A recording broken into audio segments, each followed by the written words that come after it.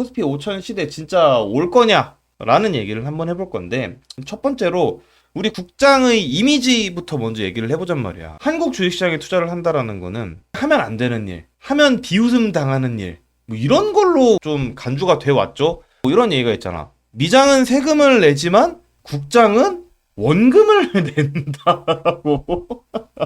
국장은 장소가 아니다. 한국인이 몰리는 바로 그곳이 국장이다. 태풍 노루 갔을 때 노루 페인트를 풀매수할 능지가 있어야 된다. 그러니까 뇌절을 안 하면은 이 시장에서는 살아남을 수가 없다. 뭐 곧버스도 국장이다. 샘 알트만이 온 데서 샘씨들이 오르는 중이다. 이제 뭐 국장의 진짜 전설들은 몇 개가 있습니다. 국장의 숨겨진 전설, 성원파이프란 주식이에요. 지금은 상장 폐지가 됐거든요. 성원파이프의 지난 2007년 5월 28일 날 조회 공시가 하나 뜹니다. 전날 성원파이프가 상한가를 쳤거든. 근데 그 이전에도 거의 2달 정도 꾸준하게 계속 주가가 오르고 있었어. 근데 전날 상한가를 쳐가지고 주가가 너무 뛰면 시세 조정 의혹이 있으니까 조회 공시라 그래가지고 이제 그 한국거래소에서 너네 주가 뭐야 왜 이래?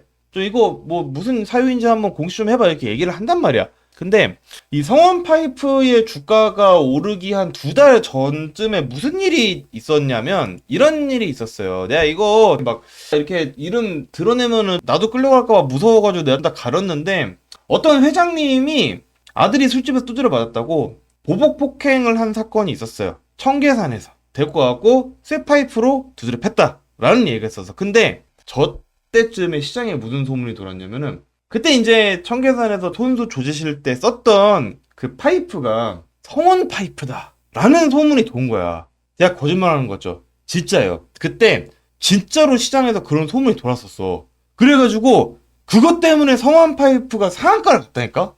사유가 너무 말이 안 되니까 이거를 사람들한테 말하면 잘 안 믿어. 잘 안 믿는데 제가 증거를 보여드릴게요. 자, 2007년에 성원파이프 주봉이 한 해에 주봉은 총 52개가 있겠지. 보복 폭행 사건 언제 있었어요? 3월 초에 있었지. 그러면은 1년 시작하고 한 실주 정도 후에 이제 저 일이 터졌다는 거 아니야. 딱 그때부터 봐봐. 1월 초부터 2월 말까지는 이렇게 한 7주 정도 횡보를 하다가 갑자기 저 건 터지고 나가지고 주가가 거의 2배 가까이 올랐다니까. 근데 저게 진짜로 저 회사 실적이고 뭐 아무 상관없어요. 말이 된다고 생각해. 이건 18년 전 얘기예요. 실제로 저분이 썼던 파이프가 성원 파이프인지 아닌지는 몰라. 그걸 어떻게 알아요? 그건 당연히 모르지. 그건 당연히 모르는데 그랬다는 소문이 돌아가지고 주가가 거의 3배가 올랐어요. 그러고 나서 어떻게 됐겠어? 775원이 됐지 2010년에. 그러고 이제 상장 폐지가 됐습니다. 근데 중요한 건 여기서 끝이 아니야. 자, 여러분들 2008년 11월 4일에 무슨 일이 있었는지 알아요? 버락 오바마가 미국 대통령에 당선이 됩니다.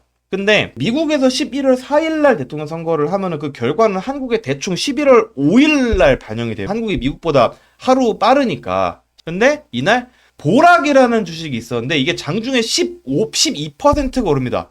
왜 오르는데 이 주식이? 아니 진짜 저 때도 시장에서 무슨 소문이 들었었냐면 보락이라도 오르는 거라니까 진짜로. 그래서 그때 국민연금에 있다가 저랑 같은 회사 다녔던 선배가 자기가 국장의 모든 기대를 내려놨던 계기는 보락 때문이었대. 샘 알트만이 온다 그래서 샘표가 오르고 태풍 노루가 노루 페인트 하려고. 이게 패턴이 있어요. 이게 다 십몇 년 전부터 있었던 국장의 매매 패턴이야. 원래 옛날부터 이렇게 다 해온 거예요. 아니 진짜 웃기잖아. 버락 오바마가 당선됐는데 보락이 12%를 왜 오르는데. 다행히 보락이라는 회사는 상장 폐지는 안 됐어요. 이 회사가 무슨 회사냐면 사카린을 만드는 회사거든요. 이 회사가 LG의 구광모 회장의 장인이 경영을 하는 회사라고 하더라고. 그래서 지금까지 망하지 않고 굉장히 잘 경영을 하고 있어요. 자, 아무튼 노루 페인트랑 샘표 이런 거는 솔직히 너무 뻔하잖아. 제가 볼 때 진정한 국장의 전설은 성원 파이프랑 보락이 진짜 뇌절의 끝이에요. 자, 그리고 진짜 국장의 영원한 전설 루보가 있지. 여러분 이 차트 본 적 있습니까? 저런 차트는 나는 전 세계 어디에도 없을 거라 확신할 수 있어. 이게 대한민국 주가 조작의 레전드. 루보 아는 사람은 좀 아재야. 요즘에 MZ들은 루보 잘 몰라요. 요새 젊은이들은 루보 잘 모릅니다. 저 루보라는 주식은 진짜로 주가 조작을 당한 회사의 차트예요. 근데 그때 얼마나 용의주도하게 주가 조작을 했냐면, 이게 시세 조작을 하면은 원래는 다 티가 나게 돼 있거든. 그러니까 약간 초짜 주가 조작꾼들은 시세 조정을 할 때 급한 마음에 상한가를 계속 치면서 올라가게 시킵니다. 그럼 어떻게 한다? 금감원에서 나와요. 야, 너네 뭐야? 장부 다 갖고 와봐. 이렇게 해요. 근데 이 루보를 시세 조정했던 요 패거리들은 어떻게 했냐면은 거의 뭐 한 10배 넘게 갈 동안 상한가를 2번밖에 안 쳤어요. 그러면은 그 말인즉슨 저 주식은 매일매일 3, 4%씩 올랐다는 거예요. 여러분, 그렇게 주가 조작하기 진짜 어려워요. 차라리 그날 나와 있는 물량을 싹 긁어가지고 사서 그냥 점상으로 고정시켜 놓는 게 세력들한테는 쉽지, 매일매일 야금야금 3, 4%씩 주가가 오르게끔 조작하는 건 진짜 어려워요. 근데 걔네는 저걸 해낸 굉장히 레전드 주가 조작단이었어. 그래서 잘 보면 2007년 1월부터 2월 요 사이에 보면 횡보하는 구간도 있어요. 횡보하는 구간도 일부러 만든 거야. 왜 일부러 만든 줄 알아요? 여기 한 1,000원, 500원 이럴 때 이때 샀던 새끼들이 있을 거 아니야. 주가 조작범들은 요때 샀거든요. 이때 6, 7천 원이었으니까 이때 이미 얘네들은 10배 이상 번 거야. 여기서 얘네는 판 거예요. 자기네 1차로 들어왔던 물량을 팔면서 주가를 한 달 정도 이렇게 누른 거야. 한 달 정도 눌러가지고 시세 조정을 한다라는 의심을 굉장히 교묘하게 피한 거죠. 그러면서 시장에는 소문을 계속 내는 거지. 아, 이 회사가 잘 될 건데 지금 주가가 눌려있다. 왜냐? 세력들이 주식을 팔고 있기 때문이다. 맞는 말이야. 심지어 지들이 팔아놓고 우리가 팔아서 주가가 눌려있는 거니까 잘 될 거예요 라고 한 거야. 그런 소문이 나면 어떻게 되는 줄 아십니까, 여러분? 이 주식이랑 작전 세력과 아무 상관이 없는 개미들이 들러붙기 시작해요. 그래서 2월부터 쭉 이렇게 올라간 거야. 51,400원에 올라갈 때까지 금융당국의 감시망을 피했다가 저 51,400원이 딱 찍은 날 걸렸어요. 그래서 아무튼 국장의 영원한 전설 루보는 주가 조작이 밝혀지고 난 후 11거래일 연속 점하를 기록했습니다. 여러분, 11거래일 연속 점하 걸리면 어떻게 되냐면요, 거의 5분의 1 토막 날 때까지 못 판다고 보면 돼요. 점하 뭔지 알죠? 장 열리자마자 바로 하한가에 매도 물량 다 걸려가지고 그냥 호가 거기 잠겨버리는 거. 못 팔아. 점하가 걸려버리면 하한가에 누가 사주지 않는 이상 못 팔아요. 근데 그 누가 사주는 것도 내 앞에 있는 물량을 다 땡겨가야지 의미가 있는 거지. 그러니까 11거래일 연속 점화 걸었다는 얘기는 11거래일 연속 그냥 난 주식을 못 판다라는 얘기예요. 어땠겠어? 저 51,400원에 엄청나게 많은 사람들이 물렸겠지. 그래서 굉장히 전설적인 사건이 있었단 말이에요. 그래서 뭐 아무튼 국장은 이런 장이다. 자, 아무튼 그러면은 이제 우리는 또 궁금할 수가 있지. 이 국장이라는 장이 실제로 그렇게까지 실적이 안 좋은가? 뭐 그렇게까지 놀림 받을 만한 장인가? 라고 우리가 생각을 해볼 수가 있겠죠. 한번 볼게요. 1993년부터 2025년까지 약 33년간 코스피 지수는 4.02배가 올랐어요. 미국의 S&P 500은 같은 기간 동안 13.84배가 올랐어요. 그리고 나스닥은 같은 기간 동안 알지 30배 올랐습니다. 1993년에 1억을 어디에 묻었느냐에 따라서 코스피에 묻었으면 그 돈으로 집값 오른 것도 못 쫓아가요. 근데 나스닥에 1억 올랐다 그러면 30배 또는 그 이상의 돈을 인출할 수도 있다라는 얘기지. 뭐 대충 그래도 2025년도에 대한민국에 30억 정도면은 뭐 앞으로 뭐 먹고 살 걱정은 없지 않겠습니까? 그러니까 이 양 국가의 주식시장의 자본시장의 수익의 격차가 저렇게 난다는 것은 결국 동일한 기간 동안 돈을 넣었을 때 한쪽에 넣으면은 팔자를 고칠 정도로 재산이 불어나는데 다른 한쪽에 넣으면은 그냥 집을 산 것보다 재미가 없잖아. 93년도에 강남 아파트 샀어봐. 지금 얼마야? 나스닥보다도 수익률이 좋을걸? 그렇지 않을까요? 그렇기 때문에 저 빈약하기 짝이 없는 저 코스피의 실적은 결국 한국의 자본시장에서 주식시장의 위상을 굉장히 떨어뜨리는 효과를 가져옵니다. 같은 나라 안에서 비교를 할 때도 경쟁력이 없다라는 거야. 같은 나라 안에서 비교를 했을 때도 부동산하고 비교했을 때 전혀 경쟁력이 없는데 그럼 누가 국장을 합니까? 코스피의 경쟁력이 없다라는 것은 결국 대부분의 대한민국 국민들은 자산을 다 부동산에 짱 박아놓고 살고 있다라는 거 아니겠어요? 왜 굉장히 비효율적이라는 얘기가 되는 거죠. 한국 투자들이 왜 놀림거리가 됐나? 자, 여러분 여기 보면은 1위에 AMC 엔터테인먼트라는 회사가 있어요. 저 회사가 어디냐면은 우리나라의 CJ, CGV 같은 회사야. 그러니까 극장 체인이에요. 미국의 극장 프랜차이즈를 한국인들이 굳이 살 이유가 있을까요? 난 잘 모르겠어요. 아무튼 저 회사가 왜 저렇게 됐냐? 밈 주식이 된 거죠. 왜 밈 주식이 됐냐? 여러분들도 잘 알겠지만은 게임스톱 사태가 벌어진 이유는 공매도가 들어오는 헤지펀드를 개인 투자자들이 졸라리 꼴같지 않게 봤기 때문에 우리가 힘을 모아서 저 개새끼들을 죽여버립시다가 됐고 실제로 어느 정도 성공을 했죠. 근데 이 사람들이 게임스톱에서 성공을 거두고 난 이후에 공매도를 주로 사용하는 헤지펀드가 공격하는 다른 주식을 찾기 시작한 거야.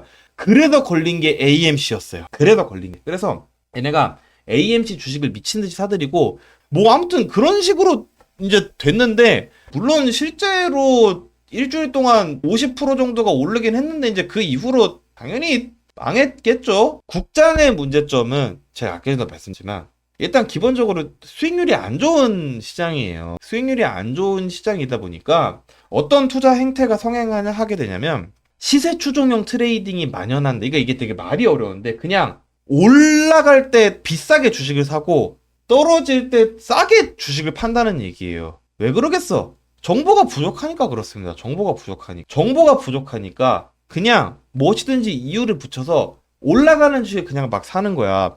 여러분, 이 AMC 엔터테인먼트라는 주식을 한국인들이 거래를 했을 때 이 회사에 대해서 제대로 알고 산 사람이 몇 명이 있었을 거야. 장담하는데 한 명도 없어요. 왜냐? 저 회사에 대해서 알았으면 코로나 시기에 극장 프랜차이즈를 살 이유가 없어요. 물론 뭐 사서 뭐 하루 정도 수익을 먹고 팔겠다. 그건 오케이. 근데 하루 수익 먹고 팔겠어요? 50% 먹으면 100% 먹고 싶어 하고 100% 먹으면 200% 먹고 싶어 하는 게 사람 심리 아니에요? 결국 국장이 수익률이 너무 안 좋으니까 근본적으로 높은 수익률을 기대를 하기 위해서는 시세 추종형 트레이딩을 하면서 하나를 걸리기를 바랄 수밖에 없어요. 그렇기 때문에 굉장히 안 좋은 투자 문화가 잡히는 겁니다. 그래서 이게 역으로 돌아와서 결국 모두가 시세 추종형 트레이딩만 하니까 시장 환경 자체가 장기 보유를 기대하기에는 굉장히 어려운 그런 시장 환경이 된다라는 거죠. 그렇기 때문에 좋은 주식을 구별할 수 있는 투자자가 사실 국장에는 솔직히 말씀드리면 별로 없어요. 근데 또 유튜브 같은 거 보면은 빠떼리아시 이런 사람들부터 시작해가지고 종목 추천해가지고 추종자들 끌어모으고 막 그 종목 안 좋게 쓴 애널리스트들이 있으면은 그 유튜브 채널 추종자들이 가가지고 막 행패 부리고 항의하고 이게 뭐야 도대체. 그 사람들 금감원에서 가가지고 당신 왜 그렇게 시세 조정하려고 합니까? 라고 하면 아니 나는 그냥 좋은 종목을 추천하려고 했을 뿐인데 왜 그런 거 이렇게 얘기한다니까? 왜 말이 돼요? 아무튼 간에 결국 정보 비대칭이 시장에 너무 만연하고 국장의 수익률이 안 좋기 때문에 그런 사람들이 등장하는 거예요. 만약에 정말로 시장이 미국처럼 효율적으로 물론 그래도 사기친 애들은 나와. 그래도 사기친 애들은 나오는데 우리나라에 개관놈들의 공매도가 진짜로 작동을 했잖아요. 그러면 주가 못 올라요. 다 때려 맞아서 공매도. 못 올라 주가. 못 올라야 정상이야. 그냥 유튜브에서 리딩되는 종목들이 주가 올라가고 이런 거 보면은 우리나라는 그냥 공매도 없다고 봐야 되는 거죠. 국장 기업들의 실제 지표는 더 심각합니다. PBR. 말이 어려운데 주가 순자산 비율이라는 거예요. 주가 순자산 비율은 뭐냐?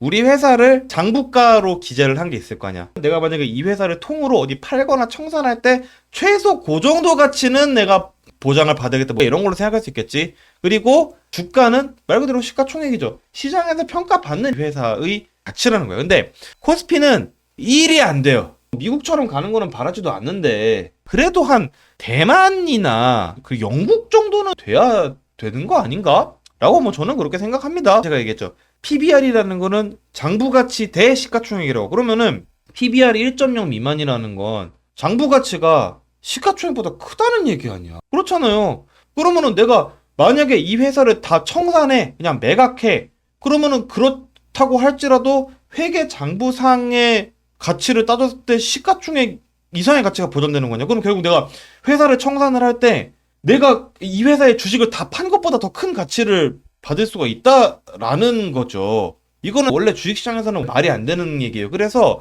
PBR이 1.0 미만 회사는 원래 인수합병을 당해야 돼요. 왜 그러냐면 회사의 장부 가치는 그냥 그 회사가 갖고 있는 재산을 그냥 조사해서 적은 거잖아. 회계적으로 평가해서. 근데 그 회사의 주가는 그런 걸 반영 온전히 다 해줘요?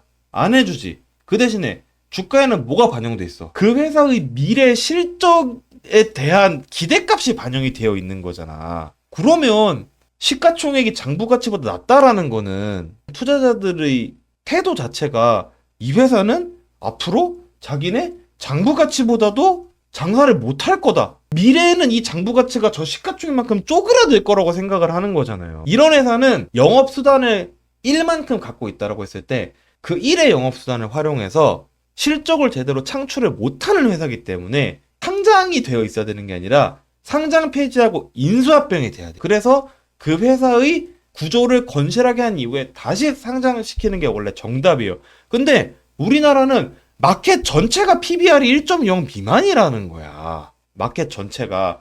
그러면 그냥 우리나라에 상장되어 있는 모든 기업들을 다 일시에 청산을 해도 코스피 전체의 시가총액보다 가치가 크다라는 얘기예요. 말이 안 된다라는 얘기잖아. 우리가 이런 문제를 해결을 하기 위해서 윤석열 정권이 뭐 코리아 밸류업 프로그램을 한다라고 했죠.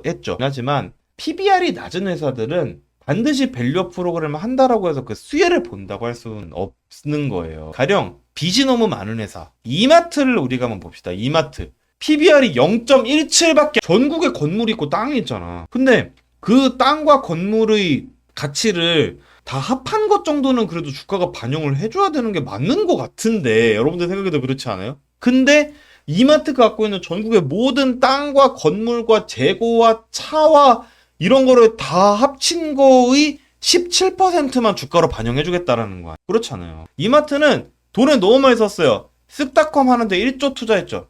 G마켓은 3조 6천억 원 박았어요. W 콘셉트 여기에다가도 2,600억 정도를 박았어요. 그리고 또 뭐 했어? 야구단도 샀지. 그래서 이마트는 자기 영업이익으로 이자도 못 갚게 된 지가 좀 됐습니다. 그러면 그렇게 빚이 많은 회사가 주주 환원을 더 할 수 있어요? 한국 국장의 기업들이 PBR이 안 좋은 이유가 주주 환원을 안 해서래. 근데 이마트가 주주 환원을 할 수 있어요? 저 상황에서? 빚이 많으면 못해요. 그래서 저 PBR 기업들을 밸류업 프로그램으로 밸류를 땡기는 건 한계가 있습니다. 안 되는 애들은 안 되는 거예요. 밸류업 프로그램은 자사주 매입을 이만큼 하면 뭐 너네 세제 혜택을 이만큼 해주겠다 라는 프로그램인 건데 사실 코리아 디스카운트의 본질이라는 게 결국 뭐 주주 환원을 안 해줘서도 맞지만 주주 환원을 누가 왜 안 해주는데? 그렇잖아요. 그냥 대주주들이 안 해주는 거잖아요. 그 지배구조는 이 프로그램으로 손볼 수가 없다라는 거예요. 온전히 대주주의 선의에 기댄 거지. 이거는 제도가 설계가 잘못. 그래서 이제 사실 뭐 이번에 그 대통령 당선이 굉장히 유력한 이재명 씨의 자본시장 공약을 보면 진짜 이거를 다 할 수 있을지 모르겠는데 진짜 굉장히 오소독스한 그 주주 중심주의 자들이 하는 말을 그냥 그대로 옮겨 놓은 거예요. 집중투표제 도입. 집중투표제가 간단해요. 이사 후보가 N명일 때 한 명한테 N표를 다 몰빵하는 게 되는 거예요. 그러니까 원래 주주총회도 이사 후보가 3명이잖아요. 그러면은 주주가 총 100명이 있으면은 100표가 있을 거 아니에요. 그러면은 이 100표가 이제 1번 후보 갖고 그 100표 중에 몇 표 갈리는 거고 2번 후보에 또 100표 들어가는 거고 3번 후보에 또 100표 들어가요. 그러니까 기존의 체계에서는 내가 이 각 후보를 뽑을 때 3표를 다 갖고 있지만 한 명한테 한 표밖에 못 쓰는 거잖아요. 근데 집중투표제는 이사 후보가 3명일 때 내가 총 3표를 갖고 있으면 내 마음에 드는 한 놈한테 3표를 몰빵할 수 있어요. 그러면은 어떤 식으로 할 수 있냐? 소액주주들이 자기가 갖고 있는 모든 표를 소액주주 쪽 이사단한테 다 몰빵시켜줘가지고 그 사람을 이제 이사로 만들고 할 수 있겠죠. 그래서 집중투표제는 회사 정관에도 못하게 할 수 있었거든요. 근데 그거를 없애겠다는 거야. 저것도 아마 들어오면은 난리 날 것 같은데 어떻게 될지 모르겠다. 물적 분할로 자회사 상장 시 모회사 일반 주주에 대한 신주 물량 일정 배정 제도화. 나는 이거는 약간 아쉬워. 왜 아쉽냐면 저거는 저렇게 하면 안 돼요. 물적 분할 후 자회사 상장 시 모회사 대표이사 서울구치소 10년 입소 이런 걸로 해야 돼. 저거는 저렇게 하면 안 되고 깜빵에 보내야 됩니다. 그 정도 강제 규정이 아니면 내가 볼 때는 안 돼요. 그리고 제가 제일 괜찮다고 생각하는 거 자사주에 대한 원칙적 소각 제도화. 여러분 자사주는요 원래 매입하면 소각해야 됩니다. 자사주 매입이라는 거는 목적이 하나예요. 그냥 주주가치 제고예요. 자사주를 매입해서 소각시키면 그만큼 주식의 수가 줄어들잖아. 그러면 동일한 이익을 창출을 했더라도 그 이익을 나눠 가질 수 있는 주식의 수가 줄어들기 때문에 분모가 줄어들죠. 그렇기 때문에 주당 순이익이 늘어나고, 주당 순이익이 늘어나면 당연히 그 한 주당 주가는 올라가게 돼 있기 때문에 자사주 매입이라는 거는 원래 소각을 전제로 한 주주가치 제고가 맞아요. 전 세계에서 자사주 매입하고 소각 안 하는 나라 딱 한 나라에서 대한민국. 딱 한 나라에서. 원래 자사주는 매입하면 다 소각해야 돼요. 우리나라는 안 해. 하게 시키겠다라는 거죠. 뭐 굉장히 좋은 제도라고 저는 생각합니다. 그래서 뭐 이게 아무튼 간에 이제 정리를 하자면 지배구조 개선을 해야 된다. 그래서 이제 지배구조를 개선해보겠다고 하는 공약들이 저는 이제 등장해서 되게 다행이라고 생각하고, 한국 경제 제2의 성장을 위해서 정말 필수적이다. 자본시장에 돈이 흘러 넘쳐야, 그러니까 기대 수익률이 높아져야 사람들이 부동산에 더 이상 돈을 때려박지 않고 주식을 사겠죠. 그래 새로운 뭔가를 해보려고 할 때 투자를 하려는 사람들도 많아지고 뭐 이렇게 되는 거겠죠.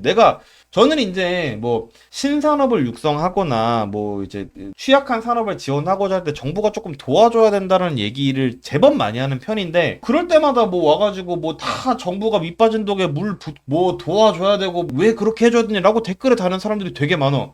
그럼 뭔 돈으로 할 건데? 자본시장이 줬다윈데 뭔 돈으로 할 거예요? 뭐 그렇잖아요. 아무튼 정부가 손을 직접 대지 않고 시장에서 해결을 하려면 근본적으로 자본시장에 돈이 많이 넘쳐 흘러야 돼요. 그래야지만 진정한 의미의 시장 주도 성장이 가능하다. 주식시장이 개판인 나라는 절대로 자본주의가 시장 위주로 굴러갈 수가 없어요. 무조건 정부가 여기저기 간섭을 할 수밖에 없어. 우리나라 사람들은 정부가 뭐 해주는 걸 싫어하니까, 그러면 그거를 이제 배제를 하려면 결국 주식시장을 키울 수밖에 없다라는 거죠. 그래서 자본시장에 참여자가 많고 돈이 많아져야 민주주식도 없어지고 주가 조작도 못하게 되는 거예요. 그렇게 되는 거고. 뭐 제가 이제 보통 이런 얘기를 할 때 이제 기대 안 한다 뭐 이런 얘기를 하지만, 그래도 어쨌든 이번에는 가장 당선이 유력한 후보가 저 정도로 강력한 공약을 내걸었으면 그래도 이번에는 한 번 정도 좀 기대를 걸어봐도 되지 않을까 뭐 라는 생각을 조금 하면서, 이제 첫 번째 얘기 국장 얘기를 해봤고, 두 번째 주제로 한번 넘어가 보도록 하겠습니다.